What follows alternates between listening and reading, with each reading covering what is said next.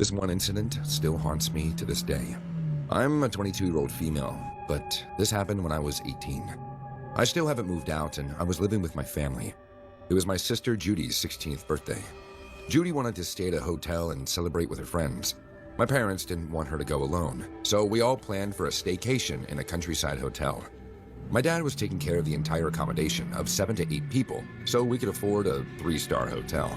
The decor and the condition were quite good, and the staff was also helpful. When we checked in, we got into the rooms on the 3rd floor. We ate later that day, and Judy went for a walk at the riverbed nearby with her friends. I wanted to have some time for myself, so I decided to stay back.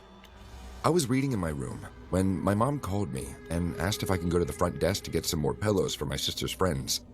As much as I hated these unwanted chores, I didn't refuse my mom. I grabbed my room key and started walking all the way out to the elevator. The corridor was empty and dimly lit. Maybe that's why I didn't notice the man until he moved into the corner. Yes, a man was sitting on the floor, mumbling some gibberish. He had a small dump of pebbles in front of him that he was counting in a very creepy way. His hair was all shaggy, and the coat he wore had a very strong smell, somewhat like a goat. As I silently walked past him, he lifted his head and smiled at me, flashing his bloodshot eyes. It took me only a second to figure out that this dude was Milky Way high. I ignored him and got into the elevator. He watched me without even blinking as the elevator door closed. I grabbed the pillow from the dash and went back to the elevator. On the way up, my heart was beating fast. I expected the man to be gone, but as soon as the elevator door opened, I found him in the same spot.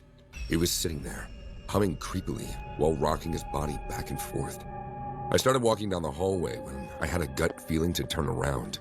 As I did, I saw that the man had started to follow me. I panicked and started to walk faster down the hall. He was chuckling weirdly while looking straight into my soul. His senseless rant was scaring the crap out of me. I felt like he was chanting some spells or something. My survival instincts kicked in, and instead of stopping in front of Judy's room, I rushed straight to my parents. I expected the door to be open, but I twisted the doorknob and realized my parents were enjoying their alone time. But the man did not stop following me yet, so I started panicking and kicking the door. It was embarrassing to ruin my parents' privacy, but what choice did I have? The man kept walking towards me, stretching his arms out like he was dying to touch me. His long, sharp fingernails were filled with dirt. Seeing my parents were taking their time to open the door, I could not stay put. I started screaming, "Dad, open the door! Dad, please just open the door!"